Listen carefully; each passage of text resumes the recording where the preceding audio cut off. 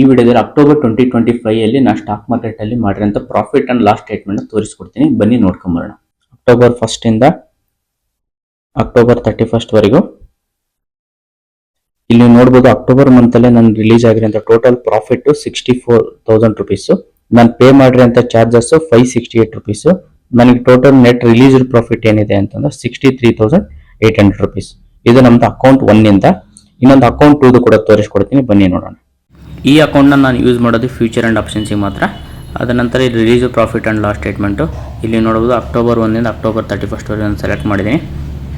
ಇಲ್ಲಿ ಅಬ್ಸರ್ವ್ ಮಾಡಿದೆ ಅಂದರೆ ಟೋಟಲ್ ನನಗೆ ಅಕ್ಟೋಬರ್ ಮಂತಲ್ಲಿ ಈ ಅಕೌಂಟಲ್ಲಿ ರಿಲೀಸ್ ಆಗಿರೋಂಥ ಟೋಟಲ್ ಪ್ರಾಫಿಟ್ಟು 43,000 ರುಪೀಸು. ನಾನು ಪೇ ಮಾಡಿರೋಂಥ ಚಾರ್ಜಸ್ಸು 300 ರುಪೀಸು. ನಂದು ನೆಟ್ ರಿಲೀಸ್ ಪ್ರಾಫಿಟ್ಟು 42,700 ರುಪೀಸ್. ನಿಮಗೂ ಇದೇ ರೀತಿ ಅರ್ನ್ ಮಾಡೋಕ್ಕೆ ಆಸಕ್ತಿ ಇತ್ತು ಅಂತ ನಾವು ಕೆಳಗಡೆ ಕೊಟ್ಟಿರೋ ನಂಬರಿಗೆ ಕಾಂಟ್ಯಾಕ್ಟ್ ಮಾಡಿ. ನಾವು ಟ್ರೇಡಿಂಗ್ ಕ್ಲಾಸಸ್ ಕೂಡ ಮಾಡ್ತೀವಿ.